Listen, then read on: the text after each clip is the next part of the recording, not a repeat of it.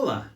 A nossa mensagem de hoje vem de João 17, versículo 3 e diz o seguinte: E a vida eterna é isto: conhecer a Ti, o único Deus verdadeiro, e a Jesus Cristo, a quem enviaste ao mundo.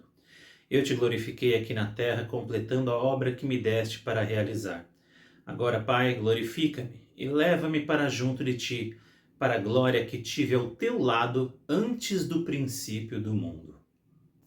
Através da história da humanidade, sempre houveram pessoas que tentaram diminuir a importância de Jesus. Muitas pessoas que ficam falando, não, que Jesus não é bem isso, o pessoal exagera. Tem gente que fica tentando duvidar de que ele sequer existiu, ou da mensagem dele, ou dos milagres que ele fez. Mas, se nós olharmos não só a palavra de Deus, mas também relatos históricos, científicos que existem pelo mundo, nós podemos ter uma visão bem completa de que, sim, Jesus existiu, Jesus é real, ele realmente viveu no lugar onde ele viveu. E você pode literalmente ir lá e ver os lugares, né, onde Jesus passou, os lugares que o pessoal acha que foi aqui que ele foi enterrado, né? Não é uma história de fantasia, não é a Távola Redonda do Rei Arthur, que é um conjunto de mitos de várias tribos que foram reunidas. Não é uma mitologia nórdica que não existe nem direito um cânon, não existe uma regra que diz, não, todo mundo acredita que foi isso que aconteceu. Cada um meio que tem uma história diferente, o povo junta, é um bando de lendas que uma não bate com a outra. Quando a gente vê a história de Jesus, a gente vê algo muito mais organizado. A gente vê uma palavra que foi escrita para que ela não fosse moldada, para que ela não fosse alterada. A gente vê pessoas que testemunharam, pessoas que não só seguiam Jesus, mas pessoas de destaque, pessoas que tinham funções importantes, que estavam em altos cargos, que não tinham motivo para testemunhar de Jesus, para falar que ele é real, para falar que ele realmente fez milagre, e ele fez milagres, e ele mudou a vida das pessoas. Pessoas que não tinham motivo nenhum para ser um dos, entre aspas, seguidores fanáticos de Jesus. Jesus alcançou muitas pessoas. E por mais que tenha gente querendo diminuir, falando, Jesus era um mestre. Eu, como professor, eu me sinto quase ofendido que o pessoal fica querendo comparar uma função tão banal como a nossa, né, com a dele. Porque Jesus era muito mais do que um mestre. Jesus era muito mais do que um professor. Jesus é muito mais do que um profeta ou um homem sábio. E ele mesmo deixa isso claro. Então tem muita gente que fica, mas se você parar para pensar, Jesus não deixou bem claro, ele não disse. E quando nós analisamos o que Jesus falou, fica bem claro, fica bem óbvio. Quando ele chega diante de Deus e diz que a vida eterna é conhecer a Deus e a Jesus que foi enviado ao mundo por Deus. Olha só, não é a única situação em que Jesus se coloca nesse pé de importância. Quando ele vira e fala que eu e o Pai somos um, e aquele que conhece a mim conhece o Pai. Imagina se Jesus fosse um ser humano normal. Incrível arrogância dessa frase. Mas não é arrogância se for verdade. E a gente não tem motivos para achar que Jesus era alguém arrogante. Na verdade, ele sempre demonstrou humildade. Ele lavava os pezinhos sujos de seus discípulos para demonstrar que até ele, que é mestre, estava lá para ensinar a servir. Então, em nenhum momento a gente vê Jesus sendo arrogante. Aí, do nada, ele começa a se colocar nesse pé de igualdade com o Deus Pai? Virou uma chavinha na cabeça e ele ficou completamente maluco? Não. Ele estava falando a verdade. Algumas pessoas viram aquilo na hora como blasfêmia e já queriam pegar Jesus para matar, porque eles entenderam o que Jesus estava falando. Ninguém naquela sociedade diria o Pai e eu. Olha para mim que é a mesma coisa que olhar para Deus. Ninguém falaria isso se não quisesse morrer. Jesus falou isso com toda a calma, toda a paz e toda a sabedoria que ele sempre demonstrou. Então, ou ele era o louco mais racional do mundo, ou era verdade. E a palavra de Deus mostra isso. A gente vai até para o Apocalipse, o relato do fim, e a gente vê o quê? O cordeiro sendo representado. O cordeiro é aquele que é sacrificado, o sangue é derramado para perdoar o pecado do povo. E Jesus é o cordeiro de Deus. Quando a gente vê no começo do livro de João, a palavra de Deus diz que tudo que foi criado com Jesus, através dele, para ele. Ele não estava de fora, ele não chegou depois. E nesse texto mesmo, para não ficar assim, mas em João 1, na verdade, né, algumas pessoas de algumas seitas aí que ficam tentando diminuir quem Jesus é, eles ficam se apegando a vírgulas, a pontos, né, as misérias assim, para tentar te enganar fazendo um joguinho de serpente no jardim do Éden. Mas será que é mesmo? Será que é mesmo, né? E eu acho que o que Jesus mesmo fala é claríssimo quando ele chega e diz aqui no versículo 5: Pai, glorifica-me, leva-me para junto de ti, para que a glória que eu tive ao teu lado antes do princípio do mundo, para a glória que eu tive antes do princípio do mundo. Então Jesus deixa bem claro, antes de esse mundo existir, Jesus já era, já é ser vivo, já é ser vivente, já é eu sou. Antes do universo vir a existir, Jesus, ou pelo menos aquele que nós chamamos de Jesus, já estava lá. E é curioso a gente pensar nisso, né? Jesus falando tão claramente da natureza divina dele. E ainda assim tem gente que quer duvidar, que quer ficar inventando pelo e ovo.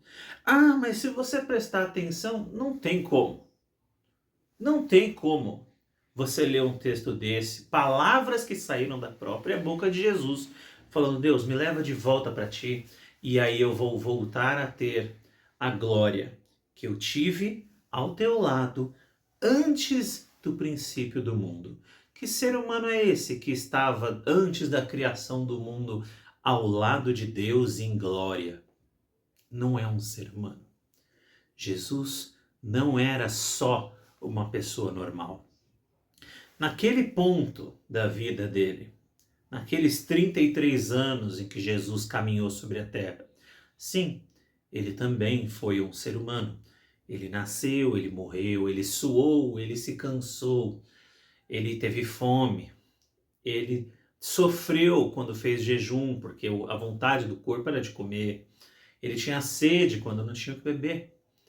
Mas antes de nascer como um ser humano naquele momento, naquela estrebaria, antes de Maria vir a existir como um bebezinho e crescer e se tornar um ser humano, antes de Davi, antes de Abraão, antes de Moisés, antes da criação do mundo, Jesus já estava lá. Tudo foi feito por ele, para ele, através dele, como diz em João 1. Não adianta fingir que Jesus não é divino. Não adianta fingir. O que você pode fazer é dizer que você não acredita na palavra de Deus. Isso aí é o seu direito. Você pode acreditar na revelação de Deus, essa revelação que permanece há séculos, que com tanto esforço, com tanto sacrifício, foi repassada e copiada e reimpressa. Essa revelação que transformou o mundo inteiro com a ética e com as próprias invenções tecnológicas que foram criadas só para manter a Bíblia viva e na mão das pessoas. Tudo isso. A Bíblia ela não só muda a nossa mente. A Bíblia ela mudou o mundo. A revelação de Deus ela mudou o mundo. E talvez você ache que isso é fácil. Você acha que qualquer livro que é escrito há 500 anos, há 1000 anos, ele seria facilmente preservado. Eu vou te deixar um desafio se você é uma pessoa que acha isso. Tenta achar um livro aí de uns 2, 3 mil anos e tenta achar uma tradução boa dele. Tenta achar uma tradução boa dele e você vai encontrar um monte de gente falando que não tem nada a ver, que é mal traduzido, ou que nem existe em português, ou que só existe no idioma tal, ou que parte do livro foi perdido, ou que isso, ou que aquilo. E isso porque é um livro comercial, que muitas vezes é vendido para fazer dinheiro. A palavra de Deus, ela não está aqui porque muita gente queria vender ela. Ela muitas vezes é dada de graça, distribuída. Porque por trás dessa palavra, por trás dessa revelação, existe um Jesus cheio de glória que as pessoas precisam conhecer. Um Jesus que mesmo do alto de sua glória se mostrou humilde e veio aqui caminhar do nosso lado, porque ia entregar a própria vida para que eu e para que você pudéssemos ser salvos. A mensagem da Bíblia não é uma mensagem de lavagem cerebral, não é para fazer você dar o seu dinheiro para a igreja, não é uma mensagem para fazer você se sentir culpado pelos pecados que você cometeu. A mensagem da Bíblia, ela é uma mensagem de salvação. Talvez você, assim como aquele homem na cruz, vai conhecer Jesus 5 minutos antes de morrer e vai ter um encontro com ele. E a sua vida vai ser mudada para sempre. Ou talvez, como outros personagens bíblicos e como pessoas que nós também conhecemos, talvez você vai ter um encontro com Jesus cedo. E toda a sua vida vai ser diferente por causa disso.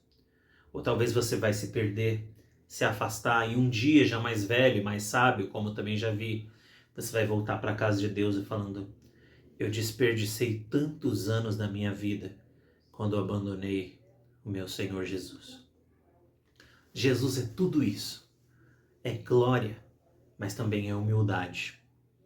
Jesus é salvação, mas também é aquele que um dia vai trazer a justiça e o julgamento para os malignos e os infiéis e os ímpios. Ele é tudo isso e muito mais. Ele é o nosso Rei, é o nosso Senhor, é o nosso Salvador, o nosso provedor e aquele que nos liberta. Ele veio para fazer a obra do Pai, obra que já estava planejada desde o princípio, para que eu e para que você e para que todos nós pudéssemos ser salvos. Eu não acredito, como é que Deus faz uma coisa dessa? Vai mandar um monte de gente para o inferno? Não, tudo o que Jesus fez foi para que você e eu e que nenhum de nós tivesse que passar a eternidade longe dele. Tudo que Deus fez foi por amor, foi para salvar, foi para libertar, foi para perdoar. Mas se você, a sua vida inteira, negar a Deus, negar o amor de Deus, negar a luz que Jesus traz, você terá uma eternidade sem amor, de escuridão e de morte, porque você negou aquele que é o caminho, a verdade e a vida. Aquele que ilumina a sua vida é aquele que te dá amor, aquele que te sustenta é aquele que quer te salvar. Quando você entra no mar sem saber nadar, você não pode reclamar que acabou morrendo afogado. Mas se tiver 10 salva-vidas ao seu redor, te protegendo, e ainda assim você com muita teimosia fugir de todos eles e for para o fundo do mar, aí você não só foi estúpido, você foi muito estúpido e teimoso.